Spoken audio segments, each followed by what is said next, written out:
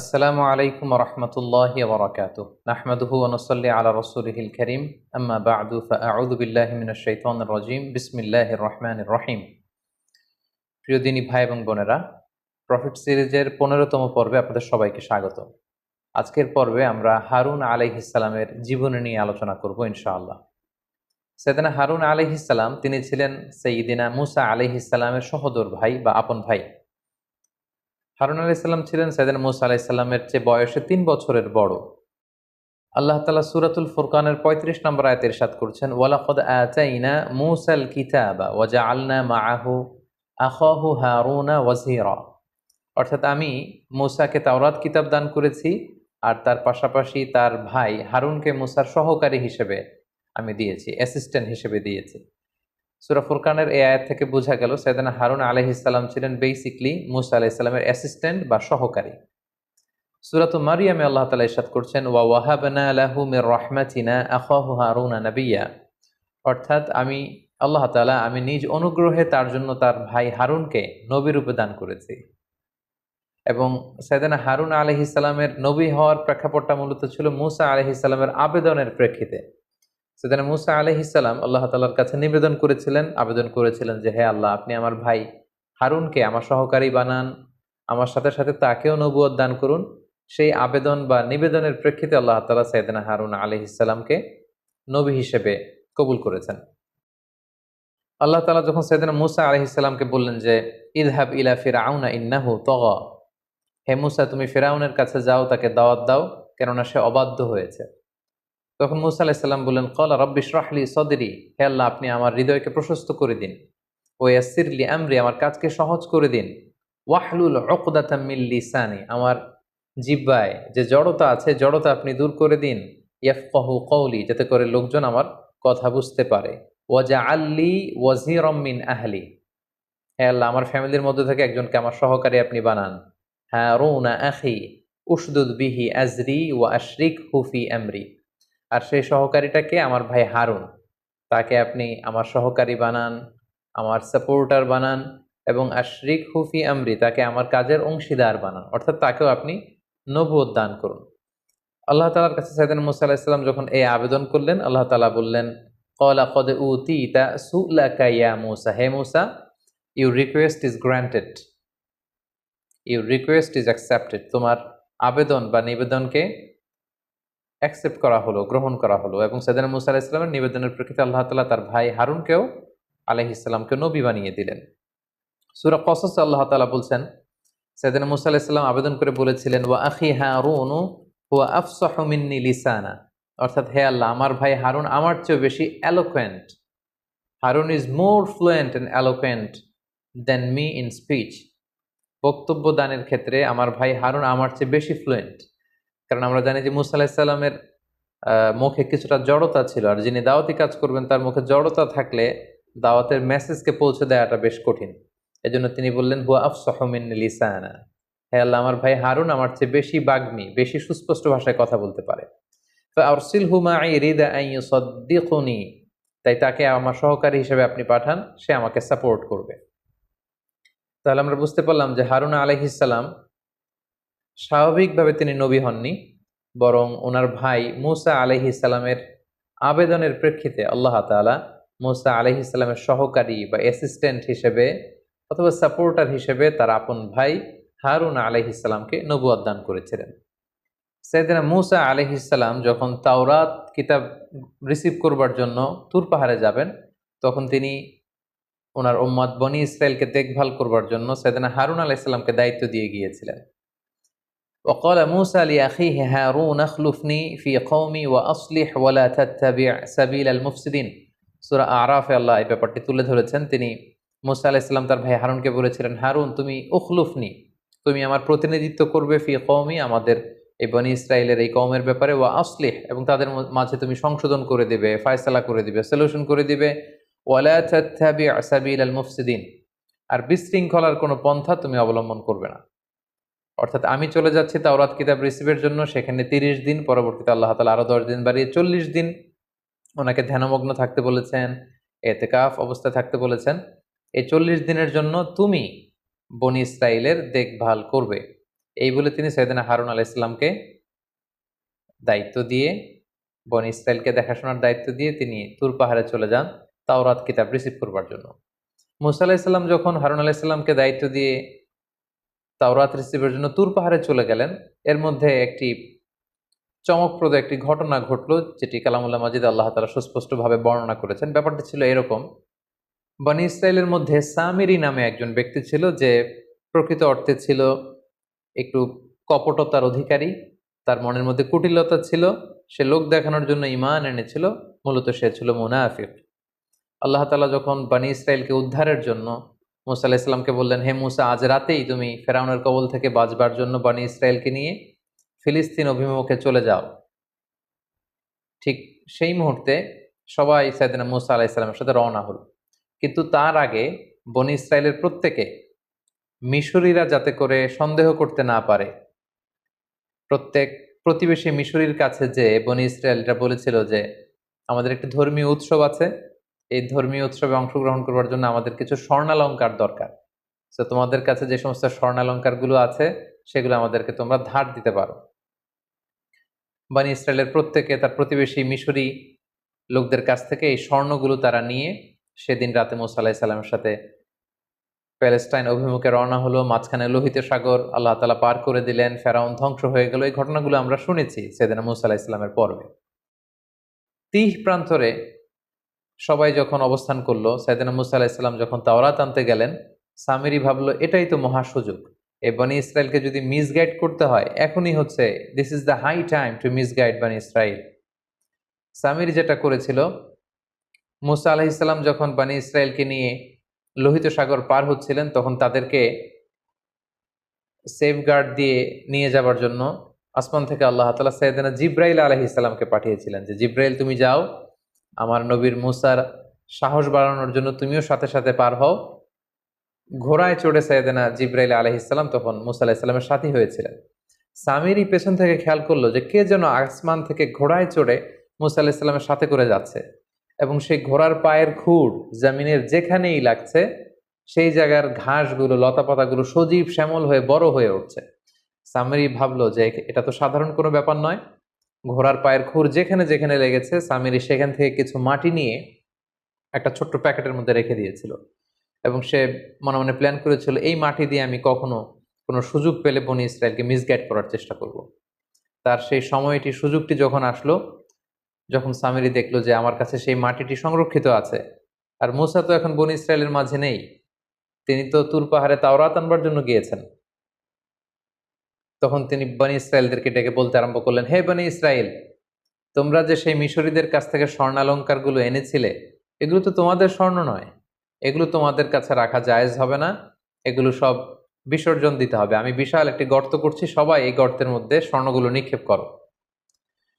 আগুন জ্বালিয়ে স্বর্ণগুলোকে একেবারে মেল্টিং করে গলিয়ে স্তূপ করা হবে। আল্লাহর নবী মুসা আলাইহিস সালাম যখন ফিরে আসবেন, উনি ফয়সালা দিবেন এই স্বর্ণের ব্যাপারে কি হবে, কারণ এগুলো তো তোমাদের স্বর্ণালঙ্কার নয়, তোমরা কি করে তোমাদের কাছে এটা রাখছো। সামিরির কথা শুনে বনি ইসরায়েলের সবাই মিলে স্বর্ণালঙ্কারগুলো এনে এনে বিশাল গর্তের মধ্যে, স্তূপের মধ্যে ফেলতে আরম্ভ করলো। আগুন জ্বালিয়ে দেয়া হলো, স্বর্ণালঙ্কারগুলো গলাতে শুরু করা হলো। সবাই যখন ফেলছে, সামিরিও তখন হারুন আলাইহিস সালামকে ডেকে বললেন যে হে আল্লাহর নবী হারুন, আমার স্বর্ণগুলো আমি এখানে ফেলবো, কিন্তু শর্ত হচ্ছে আপনি একটু আল্লাহ তাআলার কাছে দোয়া করবেন যে আমার মনে যে ইচ্ছা, আল্লাহ তাআলা যেন এই ইচ্ছাটা পূরণ করে। হারুন আলাইহিস সালাম ভেবেছিলেন নিশ্চয়ই তার মনে কোনো ভালো ইচ্ছাই আছে। তিনি সরল মনে আল্লাহর কাছে দোয়া করলেন যে আল্লাহ, সামিরির ইচ্ছা আপনি পূর্ণ করুন। সামিরি তখন তার কাছে রাখা স্বর্ণালঙ্কারের সাথে ওই যে জিবরাইল আলাইহিস সালামের ঘোড়ার পায়ের খুর যেই মাটিতে লেগেছিল, ওই মাটির বালি সে স্বর্ণের স্তূপের মধ্যে নিক্ষেপ করলো। এবং নিক্ষেপ করার সাথে সাথে সামিরি মনে মনে বলেছিল যে পুরো স্বর্ণালঙ্কার থেকে একটা গরুর বাছুর যেন উৎপন্ন হয়। এবং সে স্বর্ণালঙ্কার নিক্ষেপ করার সাথে সাথে সেখান থেকে পুরো স্বর্ণ থেকে একটা ছোট্ট বাছুরে রূপান্তরিত হলো, এবং সেই বাছুরটি হাম্বা হাম্বা রব শুরু করে দিল। সবাই দেখে তো অবাক যে যে স্বর্ণগুলোকে গলিয়ে ফেলা হয়েছিল সেখান থেকে বাছুর আসলো কোত্থেকে, আর এই বাছুরের মুখ থেকে হাম্বা হাম্বা রব আসলো কোত্থেকে। সামিরি বলল এটাই তো আমার বড় সুযোগ। সামিরি সবাইকে মিসগাইড করার জন্য বলল, দেখো মুসা আলাইহিস সালাম 30 দিনের জন্য সময় নিয়ে গিয়েছিল তুর পাহাড় থেকে তাওরাত নিয়ে আসবে, আজকে 40 দিন হয়ে যাচ্ছে, মুসা আসে না। সে তো আল্লাহকে হারিয়ে ফেলেছে। এর কারণ আল্লাহ তাআলা তো তুর পাহাড়ে নেই, আল্লাহ এখানে চলে আসছে। সামিরি বনি ইসরায়েলকে বলতে আরম্ভ করলো, দেখো, স্বর্ণ দিয়ে বানানো ছোট্ট বাছুরের ভেতর থেকে তো কখনো আওয়াজ আসার কথা না, কিন্তু এই বাছুরটি হাম্বা হাম্বা করে আওয়াজ করছে। সবাই অবাক হয়ে গেল। তখন সামিরি বলতে আরম্ভ করলো, এটাই তোমাদের রব? মুসা আলাহিসাল্লাম তোমাদের রব আল্লাহকে খুঁজে পাচ্ছেন না? এখানেই আল্লাহ তাআলা চলে এসেছেন, তোমরা এটার পূজা করো। সামিরের এই কথায় বিভ্রান্ত হয়ে বনি ইসরায়েলের হাজার হাজার লোক এই বাছুরটিকে পূজা করতে লাগলো। সাইয়েদনা হারুন আলাইহিস সালাম এখানে বাদ সাধলেন, তাদেরকে থামতে বললেন, কিন্তু কেউ থামলো না। বরং হারুন আলাইহিস সালামকে হত্যা করার জন্য সবাই চেষ্টা শুরু করলো। ঠিক এই মুহূর্তে সাইয়েদনা মূসা আলাইহিস সালাম আসলেন। এসে তিনি অত্যন্ত রেগে গেলেন। রেগে দেখলেন যে বনি ইসরায়েল তো মিসগাইডেড হয়ে গিয়েছে। তার ভাই হারুন আলাইহিস সালামের দাড়ি চেপে ধরলেন, চুল টেনে ধরলেন। দাড়ি এবং চুল টানতে টানতে তিনি জিজ্ঞেস করলেন যে, হারুন, তোমার কত বড় সাহস? আমি তোমাকে নবুয়তের দায়িত্ব আল্লাহর কাছ থেকে নিয়ে দিলাম এবং আমার পরবর্তীতে তোমাকে প্রতিনিধি করে গেলাম, আর তুমি কি করলে? তাওহীদের উপর প্রতিষ্ঠিত বনি ইসরায়েলকে তুমি গোমরা করে দিলে। তারা কিভাবে এই মূর্তি পূজার সাথে সম্পৃক্ত হলো? জবাব দাও। সাইয়েদনা মূসা আলাইহিস সালাম অত্যন্ত রেগে গেলেন। সাইয়েদনা হারুন আলাইহিস সালাম বললেন, প্রিয় ভাই, আপনি আমার দাড়ি ধরে টানবেন না, আপনি আমার চুল ধরে আমাকে অপমান করবেন না। আমি তাদেরকে বলেছি, তারা আমাকে হত্যা করতে উদ্যত হয়েছে। আমাদের বনি ইসরায়েলের মধ্যে যেন দলাদুলি না হয়ে যায়, এজন্য আমি খুব বেশি বাধা দেইনি। আপনি এখন ফয়সালা করুন। এই পুরো ঘটনাটি আল্লাহ তাআলা কালামুল্লাহ মাজিদের সূরাতুল আরাফের মধ্যে, সূরাতুত তাহার মধ্যে আল্লাহ তাআলা উল্লেখ করেছেন। আল্লাহ তাআলা বলছেন, ওয়ালাকাদ ক্বালা লাহুম হারুনু মিন ক্বাবলু ইয়া কওমি ইন্নাকুম ফুতিনতুম বিহ। বনি ইসরায়েল যখন কথা না শুনে শিরকের কাজ শুরু করে দিল, ছোট্ট বাছুরটির পূজা শুরু করে দিল, হারুন আলাইহিস সালাম বললেন যে, তোমরা ফিতনায় পড়ে যাচ্ছ হে বানি ইসরাইল, ওয়া ইন্না রাব্বাকুমুর রহমান, তোমাদের রব তো একজন, সে দয়াময় মেহেরবান আল্লাহ। ফাত্তাবিউনি ওয়া আতিউ আমরি, তোমরা আমার আনুগত্য করো, আমার অনুসরণ করো। তখন বানি ইসরাইল বলল, ক্বালু লান নাবরাহা আলাইহি আকিফিনা হাত্তা ইয়ারজিআ ইলাইনা মূসা, না হে হারুন, আমরা থামবো না যতক্ষণ না তোমার ভাই মূসা তাওরাত নিয়ে না আসে, আমরা থামবো না। সাইয়েদনা মূসা আলাইহিস সালাম অত্যন্ত রেগে গেলেন। ওয়ালাম্মা রাজাআ মূসা ইলা কওমিহি গাদবানা আসিফা, প্রচন্ড রেগে মেগে আগুন হয়ে তিনি এসে তার ভাইকে ধরলেন এবং বললেন, ক্বালা ইয়া হারুন মা মানাআকা ইয রাআইতাহুম দাল্লু, তুমি চাক্ষুষ, তোমার চোখে তাদেরকে গোমরা হতে দেখে ওদেরকে আটকালে না কেন? আমি কি তোমাকে দায়িত্ব দিয়ে যাইনি? সাইয়েদনা হারুন আলাইহিস সালাম বললেন, ইন্নী খাশীতু আন তাকুলা ফাররাকতা বাইনা বানি ইসরাঈলা ওয়া লাম তারকুব কওলি, হে আমার ভাই, আমি তাদেরকে নিষেধ করেছিলাম কিন্তু তারা আমার কথা শোনেনি। আমি খুব বেশি তাদের সাথে কনফ্লিক্টে জড়াইনি, কারণ আপনি হয়তো এসে বলতে পারেন যে আমি তোমাকে বানি ইসরায়েলের দায়িত্ব তোমার কাঁধে দিয়ে গেলাম আর তুমি এই পুরো জাতিগোষ্ঠীকে ঐক্যের মধ্যে সমবেত রাখতে পারলে না, তারা বিচ্ছিন্ন হয়ে গেল তোমার কারণে। এই ভয়ে বানি ইসরায়েলের ঐক্য যাতে নষ্ট না হয়, আমি শিরকি কাজ দেখেও তাদের সাথে বিরোধে জড়াইনি। সম্মানিত সুধী, ঠিক এই প্রেক্ষাপটের মধ্য দিয়ে সামিরির এই কূটচাল এবং কূটতৎপরতার মাধ্যমে সর্বপ্রথম এই পৃথিবীতে গোবৎস পূজার এই প্রেক্ষাপটটি তৈরি হয়। এবং তারপর থেকে আমরা জানি যে পৃথিবীর নানা ধর্মে, নানা জাতিগোষ্ঠীর মধ্যে গরুর পূজা বা গরুর বাচ্চার পূজা, গোবৎস পূজার বিভিন্ন রীতি বা রেওয়াজ কিন্তু আমরা দেখি। সাইয়েদনা মূসা আলাইহিস সালাম অত্যন্ত রাগান্বিত হলেন। সামিরিকে তিনি শাস্তি দিলেন। তিনি সামিরিকে বললেন যে, হে সামিরি, তোমার জন্য আল্লাহ তাআলার পক্ষ থেকে শাস্তি হচ্ছে যে কিয়ামত পর্যন্ত তুমি বলবে লা মিসাস, অর্থাৎ কেউ যখন সামিরির কাছে যেত, সামিরির গায়ের মধ্যে হাত দিলে সামিরির গায়ের মধ্যে জ্বর চলে আসতো, অথবা সামিরি কাউকে টাচ করলে সামিরির গায়ে জ্বর চলে আসতো। সাইয়েদনা মূসা আলাইহিস সালাম সেই স্বর্ণ দিয়ে তৈরি বাছুরটিকে টুকরো টুকরো করে সাগরের মধ্যে ভস্ম করে জ্বালিয়ে ভাসিয়ে দিলেন এবং সামিরিকে বললেন যে কিয়ামত পর্যন্ত তোর শাস্তি হচ্ছে আমার এই তাওহীদের উপর প্রতিষ্ঠিত বানি ইসরায়েলের মধ্যে শিরকের বীজ রোপণের কারণে, শির ছড়িয়ে দেওয়ার কারণে তোমার জন্য শাস্তি হচ্ছে কিয়ামত পর্যন্ত তুমি বলবে লা মিসাস। সে কারোর সাথে বসতে পারতো না, কারোর সাথে উঠতে পারতো না, কারো গায়ের সাথে সামিরির গা লাগলেই সামিরির গায়ে জ্বর চলে আসতো। সামিরি কাউকে টাচ করলেও তার গায়ে জ্বর চলে আসতো। মৃত্যুর আগ পর্যন্ত এই শাস্তি আল্লাহ তাআলা সামিরির জন্য অবধারিত করেছিলেন। এবং যারা সামিরির সাথে একাত্মতা পোষণ করে বনি ইসরায়েলের মধ্যে শিরকে উস্কে দিয়েছিলেন, তাদেরকে আল্লাহ তাআলা মৃত্যুদণ্ড দিয়েছেন। এবং আল্লাহ তাআলা যারা সামিরির কথায় কান দিয়ে শিরকে লিপ্ত হয়েছিল, তাদেরকে মৃত্যুদণ্ডের শাস্তি দিয়েছিলেন। আল্লাহ তাআলা বলেছেন ফাকতুলু আনফুসাকুম, তোমরা নিজেরা নিজেদেরকে হত্যা করো, এই হত্যার মধ্যে দিয়ে এই পৃথিবীতে তোমাদের প্রায়শ্চিত্ত হবে এবং এই পৃথিবীতে তোমাদের এই শাস্তি দেয়া হলো। সম্মানিত, শুধু ঠিক এইভাবে সাইয়েদনা মুসা আলাইহিসসালামের অনুপস্থিতিতে সাইয়েদনা হারুন আলাইহিসসালামকে যখন দায়িত্ব দিয়ে মুসা আলাইহিসসালাম তাওরাত কিতাব আনতে গিয়েছিলেন, ঠিক তখন বানি ইসরায়েলের মধ্যে সর্বপ্রথম গোবৎসের পূজা এই পৃথিবীতে শুরু হয়।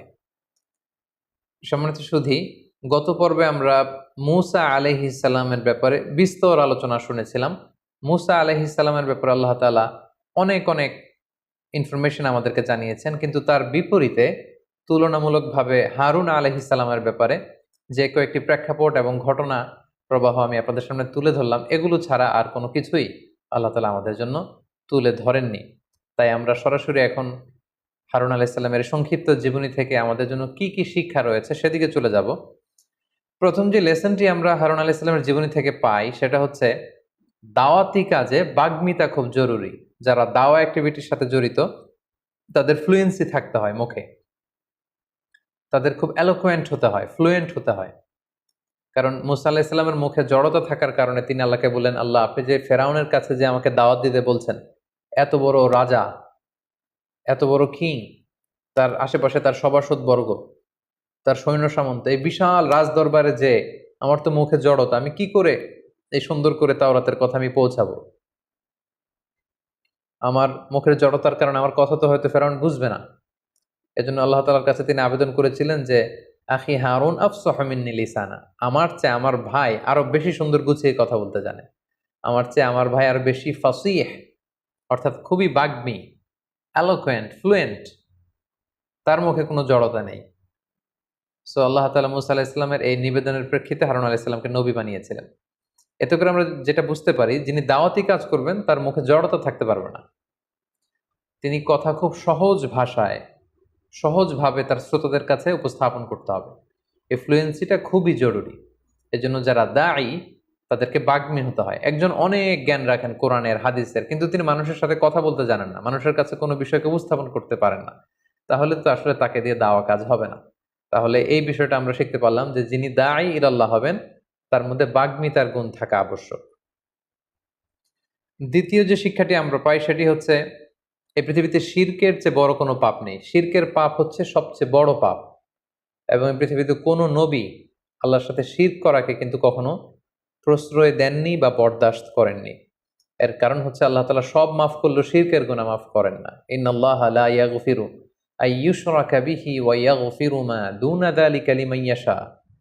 আল্লাহ তাআলা চাইলে সব গুনাহকে ক্ষমা করে দিতে পারেন, কিন্তু তিনি নিজেই ঘোষণা করেছেন যে তিনি শিরকের গুনাহকে কঠিনকালেও ক্ষমা করেন না।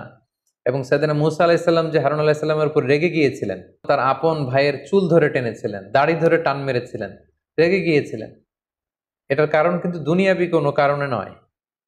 একমাত্র কারণ ছিল যে বানি ইসরায়েলের লোকেরা তাওহীদকে ছেড়ে দিয়ে শিরকের সাথে জড়িয়ে পড়েছিল, শিরকের সাগরে তারা গা ভাসিয়ে দিয়েছিল। আর প্রকাশ্য শিরক হতে দেখে একজন নবী সেটা বরদাস্ত করতে পারেন না। এজন্য পৃথিবীর কোনো নবী শিরককে প্রশ্রয় দেননি, বরং শিরকের মূলোৎপাটন করে তাওহীদের বীজ বপন করবার জন্যই কিন্তু পৃথিবীতে নবীদের আগমন ঘটেছে। 3 নম্বরে যে শিক্ষাটি আমরা পাই সেটা হচ্ছে মর্যাদায় বড় বনাম বয়সে বড়, দুটা কিন্তু এক বিষয় নয়। একটা হচ্ছে বয়স হওয়া আর একটা হচ্ছে বড় হওয়া। এটা বাধ্যতামূলক নয় যে কেউ বয়সে বড় হলে তিনি মর্যাদায়ও বড়, এমনটা নাও হতে পারে। যার প্রমাণ হিসেবে কিন্তু আমরা দেখতে পাই যে হারুন আলাইহিস সালাম ছিলেন বয়সে বড়, মুসা আলাইহিস সালামের 3 বছরের বড়। মুসা আলাইহিস সালাম ছোট, কিন্তু মুসা আলাইহিস সালামের মর্যাদা ছিল বেশি। হারুন আলাইহিস সালাম বয়সে বড়, কিন্তু মর্যাদায় ছিলেন তিনি ছোট। তার সুন্দর প্রমাণ আমরা সাহাবাদের মধ্যেও দেখতে পাই। আল্লাহ রাসূল সাল্লাল্লাহু আলাইহি ওয়াসাল্লামের চাচা আব্বাস ইবনে আব্দুল মুত্তালিবকে একবার জিজ্ঞেস করা হয়েছিল যে আনতা আকবার আম রাসূলুল্লাহ সাল্লাল্লাহু আলাইহি ওয়াসাল্লাম, হে রাসূল সাল্লাল্লাহু আলাইহি ওয়াসাল্লামের চাচা, কে বড়, আপনি বড় নাকি রাসূল সাল্লাল্লাহু আলাইহি ওয়াসাল্লাম বড়? তো যিনি জিজ্ঞেস করেছিলেন ওনার ইচ্ছে ছিল যে আসলে বয়সে কে বড় এটা জানা। তো আব্বাস ইবনে আব্দুল মুত্তালিব উনি বলবেন যে আমি বড় বয়সে, এটা ওনার পছন্দ হচ্ছিল না। এটা কেমন, উনি ভাবছিলেন যে এটা কিছুটা দাম্ভিকতা বা বেয়াদবি হয়ে যেতে পারে। তখন তিনি চমৎকার একটি হাম্বল ওয়েতে একটা উত্তর দিয়েছিলেন। তিনি বলেছিলেন, হুয়া আকবর হুমিন্নি, রাসূল সাল্লাল্লাহু আলাইহি ওয়াসাল্লাম আমার চেয়ে বড়। কারণ রাসূলুল্লাহ সাল্লাল্লাহু আলাইহি ওয়াসাল্লামের চেয়ে বড় হতে পারে পৃথিবীতে এমন কেউ নেই, তার চেয়ে বড় হওয়া সম্ভব নয়। তিনি উত্তরে বলেছিলেন, হুয়া আকবর মিন্নি, রাসূল সাল্লাল্লাহু আলাইহি ওয়াসাল্লাম আমার চেয়ে বড়, ওয়া আনা ওয়ালিদতু ক্বাবলা, কিন্তু আমি জন্মেছি আগে। সুবহানাল্লাহ, কতটা বিনয় তারা পেশ করেছেন, কতটা বিনয় তারা দেখিয়েছেন তাদের কথায়, তাদের আচরণে। তিনি বলেছেন রাসূল সাল্লাল্লাহু আলাইহি ওয়াসাল্লাম বড়, কিন্তু আমি জন্মেছি আগে। তো এতে করে আমরা বুঝতে পারি বয়সে কেউ বড় হলে মর্যাদায়ও সে বড় হবে এমনটা নাও হতে পারে। হয়তো বয়সে কেউ ছোট, কিন্তু আল্লাহ তাআলার কাছে মর্যাদায় সে অনেক বড়, এমনটাও কিন্তু ঘটতে পারে, যেটা আমরা সাইয়েদনা মূসা আলাইহিস সালাম এবং সাইয়েদনা হারুন আলাইহিস সালাম, এই যে সহোদর ভাই, তাদের মধ্যে কিন্তু আমরা এটা লক্ষ্য করেছি যে হারুন আলাইহিস সালাম বয়সে বড়, কিন্তু মূসা আলাইহিস সালাম তিনি মর্যাদায় ছিলেন বড়। ৪ নম্বরে যে ব্যাপারটা আমরা শিখতে পারি সেটা হচ্ছে কোনো নেশনের মধ্যে, কোনো জাতিগোষ্ঠীর মধ্যে তাদের ঐক্যে ফাটল ধরানোটা অনেক বড় অন্যায়। বিশেষ করে মুসলিম উম্মার কথা যদি আমরা বলি, আল্লাহ তাআলা বলেছেন ওয়ালা তাফাররাকু উদখুলু ফিস সিলমি কাফা, আল্লাহর রজ্জুকে তোমরা আঁকড়ে ধরো, তোমরা বিচ্ছিন্ন হয়ো না, তোমরা তোমাদের ঐক্যকে নষ্ট করো না। বরং ইসলাম আমাদেরকে শিখায় যে কি করে আমরা আমাদের ইউনিটিকে আরো মজবুত করব, স্ট্রেংথেনিং দ্য ইউনিটি। ঐক্যকে কিভাবে মজবুত করা যায়, ঐক্যটাকে কি করে বজায় রাখা যায়, ইউনিটি যাতে নষ্ট না হয়, ইউনিটি যাতে আমরা নষ্ট না করি, এই ব্যাপারে ইসলাম আমাদেরকে শিখিয়েছে। এই ব্যাপারটাও কিন্তু আমরা হারুন আলাইহিস সালামের জীবনী থেকে সুস্পষ্টভাবে দেখতে পাই। কারণ তিনি একজন নবী, নবী হয়েও দেখতে পেলেন যে তার উম্মতরা শিরক করছে, কিন্তু তিনি ওই অর্থে বাধা দেননি। তিনি শুধু বলেছেন যে তোমরা আমার আনুগত্য করো। কিন্তু তারা যখন হারুন আলাইহিস সালামের কথা শোনেননি, হারুন আলাইহিস সালাম তখন তার নিজের অনুসারীদেরকে নিয়ে তাদের উপর ঝাঁপিয়ে পড়েননি বা আক্রমণ করেননি, অথবা সরাসরি কোনো কনফ্লিক্টে যাননি। কেন যাননি? তিনি ভেবেছিলেন আমি শিরক থেকে তাদেরকে বাঁচাতে না পারলেও আমি এই জাতিগোষ্ঠীর ঐক্যটা ধরে রাখি, ইউনিটি যাতে নষ্ট না হয়। কারণ আমার ভাই এসে যদি দেখে যে বানি ইসরাইল এমনিই শততা বিভক্ত জাতি, তাদের মধ্যে 12টা গোষ্ঠী ছিল, তারা যদি বিভিন্ন ভাগে ভাগ হয়ে যায়, এটা সবচেয়ে বড় সমস্যা হবে। বরং সাময়িক সময়ের জন্য তারা শিরক করলেও ওনার আত্মবিশ্বাস ছিল যে আমার ভাই মুসা যখন ফিরে আসবে, ওনার আগমনে, ওনার অ্যারাইভালে, ওনার ব্যক্তিত্বের কারণে, ওনার আদেশের কারণে সব আবার ঠিক হয়ে যাবে। তাই আমি তাদেরকে শিরক থেকে বাঁচাতে না পারলেও ইউনিটিটা ধরে রাখি। সুবহানাল্লাহ বিহামদি। আর আমরা মুসলিম হয়েও আরেক মুসলিম ভাইকে কাফের ফতুয়া দিই, মুসলিম হয়েও আরেকজনকে ইহুদি নাসারার দালাল বলি।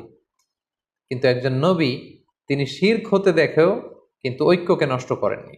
তাই আমরা যেন যে কোনো মূল্যে আমাদের মুসলিম উম্মার ঐক্যটাকে ধরে রাখতে পারি। আল্লাহ তাআলা আমাদের সবাইকে কথাগুলো বুঝা আর আমল করবার তৌফিক দান করুক। হাযা মা ইনদি ওয়াল ইলমু ইনদাল্লাহ আলাইহি তাওয়াক্কালতু ওয়া ইলাইহি উনীব।